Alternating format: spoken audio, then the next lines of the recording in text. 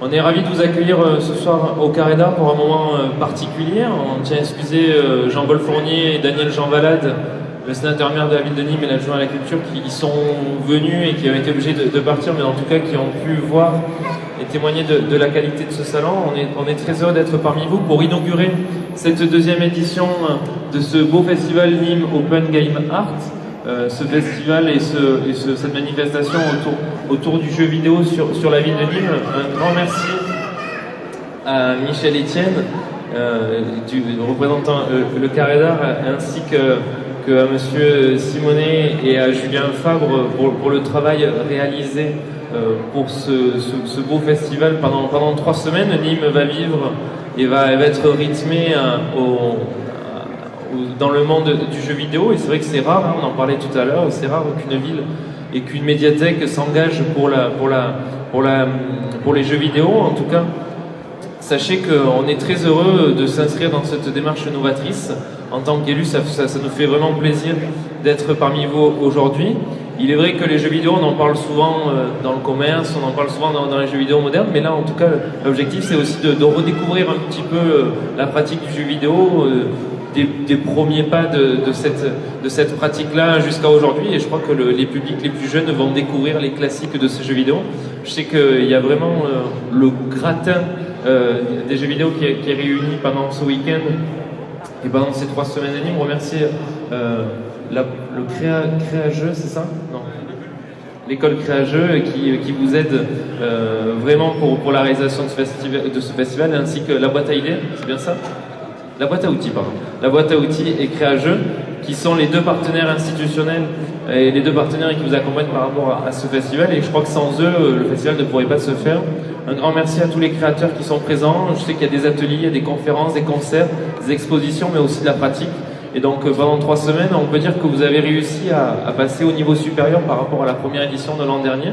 Et en tout cas, on ne peut que se féliciter et vous féliciter par rapport à ce bel événement. Voilà les quelques mots que je souhaitais dire. Un grand merci à tous, et puis je vais vous laisser la parole. Merci. Merci à vous. Merci beaucoup.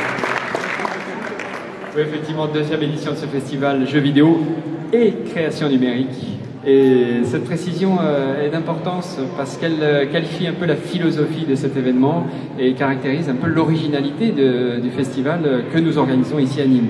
C'est pas la seule de ses spécificités. C'est assez rare en effet qu'une médiathèque, une collectivité publique, sur fonds publics, porte un tel événement en France. Ça tient probablement à un environnement, à un tissu local, régional, riche et dynamique dans ce domaine-là. Ce qui nous amène des partenaires, vous les avez cités, l'école Créa-Jeux, école de jeux vidéo très reconnue à l'échelle nationale et dont sort de jeunes talents qui vont travailler ensuite dans de grandes enseignes. Et puis la boîte à outils, vous l'avez souligné, c'est un de nos partenaires de cette année important parce que le thème que nous filons cette année est celui de la musique et du rapport entre jeux vidéo et musique. Donc Carré d'Art, voilà, c'est pas anodin de proposer cet événement ici. Les bibliothèques proposent de plus en plus ces contenus culturels et de loisirs culturels. Mais notre approche, elle est vraiment non pas sur le jeu lui-même, et bien sûr on invite à jouer. On a des consoles un peu partout, des jeux anciens, des jeux plus récents. Mais on s'intéresse beaucoup à tout ce qui relève de la création, à la fois musicale, graphique, autour du scénario, qui est à l'œuvre dans ce qu'aujourd'hui on peut définir comme le jeu vidéo d'aujourd'hui. Donc c'est une exigence particulière et qui a à voir, c'est pour ça que je parlais de création numérique, avec ce travail tout au long de l'année que nous menons à travers un laboratoire des usages numériques, Labo Carré, que pilote Alexandre Simonet, et qui nous amène une vue un peu prospective, je dirais, sur le jeu vidéo. Un peu expérimentale, un peu exploratoire. Et on va sortir des grands titres du jeu vidéo pour donner à voir et à découvrir des choses plus confidentielles, au graphisme plus audacieux, parfois plus abstrait, plus intimiste aussi. Donc c'est ça notre marque de fabrique. Alors remercier Julien Fabre aussi, parce qu'il nous amène effectivement des personnalités importantes du jeu vidéo aujourd'hui. Frédéric Reynal, par exemple, est à nouveau à nos côtés cette année. On a eu Marcus tout à l'heure. Il a fait un tabac parce que c'est vraiment le journaliste vedette du jeu vidéo. Et il a rencontré son public avec beaucoup de générosité. Il aurait voulu être avec nous ce soir. Voilà. Parmi quelques-uns de ses invités, Pierre Estève, qui est quelqu'un de très important dans le domaine de la musique autour du jeu vidéo, et qui aura l'occasion d'intervenir demain pour parler de ce thème-là. Je ne peux pas tous les citer. Patrick Giordano fait partie de ces journalistes aussi importants du moment, Simon Boss, je vais en oublier. Et puis je veux citer nos artistes que nous exposons à l'occasion de ce festival. Dante Pantier, Mathieu Rebuffat et puis Bastien Crivet.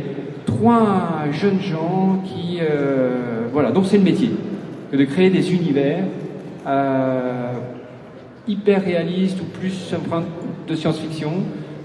Et Mathieu Rebuffat a fait parler quand même de son travail, notamment puisqu'il a produit des images de Nîmes post-apocalyptiques qui sont assez saisissantes. Et je vous invite à les découvrir. Voilà, c'est le petit clin d'œil et le petit trait d'humour de ce festival aussi. Voilà, je vais m'arrêter là. Je vais laisser la parole à un de nos 2 partenaires essentiels dans la matière, Éric Bonnet, qui dirige l'école Créageux, qui va vous dire quelques mots. Et puis j'aurais souhaité que Mathieu Jossot, qui est là, nous rejoigne, parce qu'il représente la boîte à outils. Et peut-être tu pourras dire quelques mots sur ce partenariat particulier, sur cette 2e édition. Voilà. Merci d'être présents nombreux ce soir. Merci. Merci beaucoup. Je crois que vous avez tout dit. Oui. Moi, je voudrais remercier bien sûr votre venue, et ça fait toujours plaisir de voir des gens qui vont pouvoir voir un petit peu l'histoire du jeu vidéo, d'où il vient, jusqu'où il va aller, on n'en sait rien pour l'instant. Je voudrais particulièrement remercier Monsieur Romieux de Romstar. Il y a serait-ce que 8 jours, je ne le connaissais pas, et quand je suis rentré dans sa boutique, qui est phénoménale, il m'a dit, mais si vous voulez des bornes arcade, je peux vous en prêter. Et donc on en a en bas, grâce à lui, merci beaucoup. Voilà. Mis à part ça, vous n'avez rien oublié, tout a été parfait. Voilà. Donc, je vais passer la parole à la boîte à outils. Ok, tous, ok. Voilà. Ben, c'est la boîte à outils des musiques électroniques. Et mais pareil, je crois que tout a été dit. Merci à Carré Luméothèque de nous avoir invités. Et voilà, on a partagé cette aventure aussi avec le LF Collectif sur le Game Lab, voilà, ou sur les vidéos mapping qui vont avoir lieu également demain, où il va y avoir des concerts et des lives dès 20h dans le hall, avec de la musique 8 bits faite à partir de jouets modifiés ou de Game Boy. C'est une belle aventure et donc on vous remercie aussi. Voilà. Merci à vous aussi d'être là.